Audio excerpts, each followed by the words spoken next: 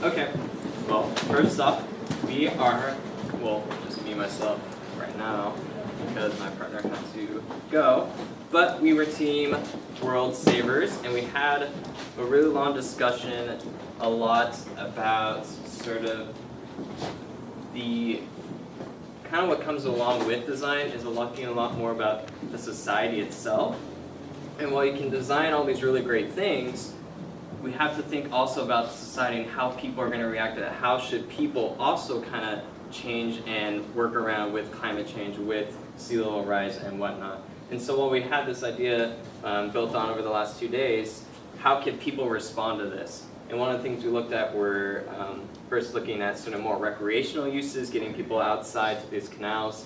And we looked at a lot more with the residentials and how people would live and work in these buildings. And we talked a lot about creating residences that were more eco-friendly, and we felt that a lot more moving forward with increasing with population, with people, that these residences need to become a lot more communal, and having communal spaces on the ground floors that would be able to be flooded, while then having some more multi-purpose units above that people would share kitchens, laundry, save water, reuse of gray water. Also looking at creating your own power within the residence, whether that be through solar panels, or maybe there would be sort of maybe bikes in the building that you would regenerate and create your own power and kind of create a self-sustaining sort of neighborhood within a building that could also be flooded. Also looking at houses that would use displacement of water at the base, similar to what Jack had proposed with the State Route 520, that would be able to raise up and down along these support tracks, still having that kind of communal idea within it. And looking at, on a neighborhood level, how these different buildings would be able to capture water on more of a neighborhood scale and be able to share the resources among each other. I think that was about it. Great. And we're going to move to the one to the left.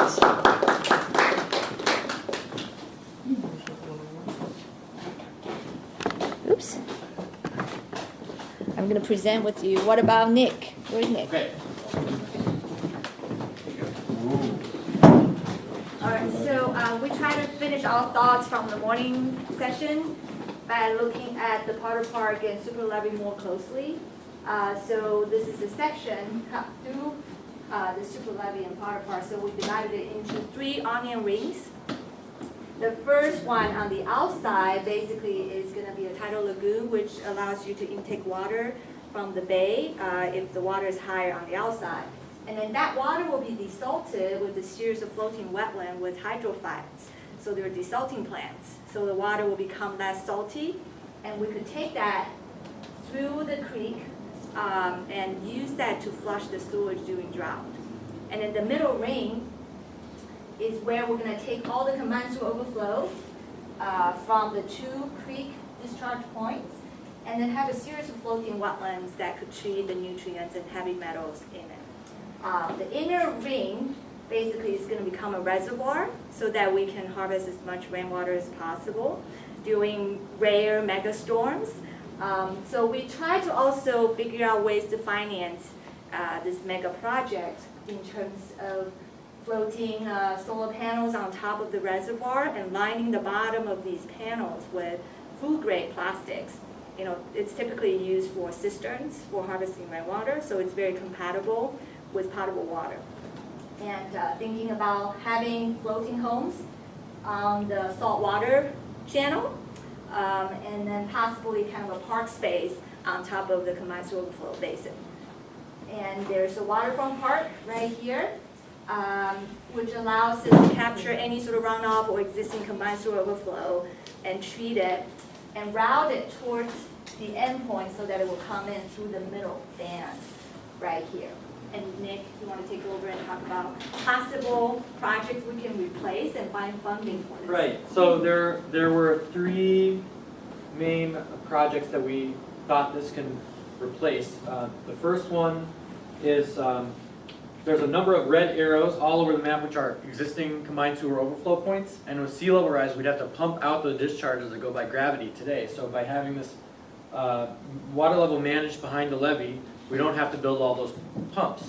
The second one is the effluent outfall from the treatment plant. That treatment plant is down here, and the outfall goes out into the bay, and eventually that outfall may have to be replaced. And if we can discharge the effluent into one of these managed zones, and we have all different zones for different qualities of water, so we'll have the appropriate zone for it, and the effluent can be discharged there instead of having a longer pipeline out to the bay. The third one is the CVSIP tunnel, which starts from down here and goes to the treatment plant, and it conveys all of the sanitary sewage and combined sewer flows and rain to the treatment plant. So we have two alternatives for CVSIP that this project can do. One is that the tunnel could be built into one of the levees. Well, the tunnel would be pretty much the same, it would just be in a different alignment, and it would overlap with where we're already building the levee. And then the other alternative is that we don't have to build it at all, because these different zones in the polders there will be one of the zones for CSO and raw sewage, and there will be floating wetlands on top, and it will be treating the sewage, and then the treatment plant can also be connected to that system. You want to talk about Unity Boulevard? Unity Boulevard is on the side here, and that's where there's a bunch of overlapping projects. There's a sewer project that's proposed, there's a creek daylighting, there's a light rail expansion, and there's a freeway removal, and all those projects overlap, especially in this one middle segment where they all overlap for 3 to 4 blocks.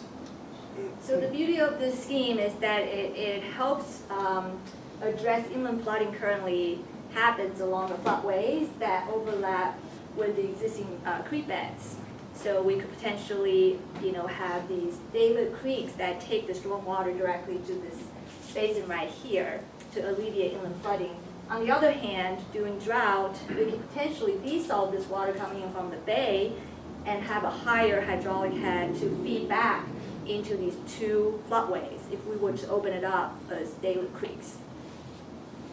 All right, so you got something to add, Victor?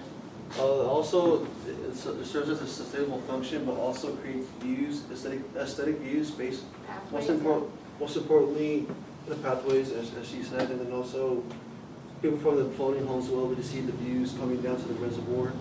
Oh, and then there's these release gates that allow water to come in and out on a daily basis to refreshen this water in here. It also generates energy by routing the water through turbines. The other thing is that it can open up completely and allow you to take a boat down the creek and out to the bay.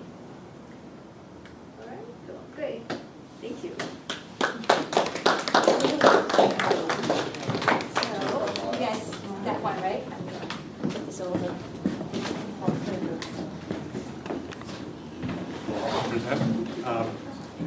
You'll notice our phase map is a little bit different because our discussion focused a lot on the historic tidal marshes and the historic shoreline.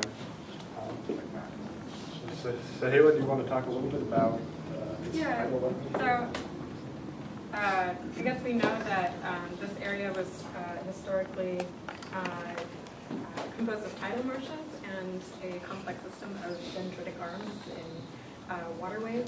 So we're playing with the idea of bringing some of those dendritic arms back into our development and seeing how we could potentially re-liven this area into a kind of eco-district that looks at processing their own waste on site and potentially also using some of these channels as alternative transportation ways too, as you guys have explored also. We also thought about opening up some of these channelized streams to maximize some more surface area in terms of getting a horizontal levee going or green infrastructure to mitigate for some of that extra water. Another thing that we discussed was preventing the saltwater intrusion to the wastewater treatment plant, and one of our ideas for that was to perhaps cap the wastewater treatment plant and have some sort of either another sort of plant that would treat the water further, so either turn it into drinking water quality or something that could be used to be recycled in a lot of the new development that could be happening in this area. I know Dog Patch is being heavily developed now, so it'd be really cool if some of the recycled water or effluent that's now coming out of the treatment plant could then be piped directly to some of the new facilities that would be built. Another thing that we thought about was just how the climate is here and how when rainfall happens and in the summer it becomes very, very dry. So if we do have some estuaries and wetlands, rather than the effluent going straight into the canal like it is now, we would be able to take the water from the treatment plant and feed it back into the estuaries and some of the natural, or what used to be natural waterways. We also talked a little bit about the Parkland and where the highways, the areas right to the north or east and west of US 101 and the possibility to use those as water collection areas in the new loop project. And then also to use the sides of the highways as water collection areas and purification areas. So we focus mostly on this new waterway area here.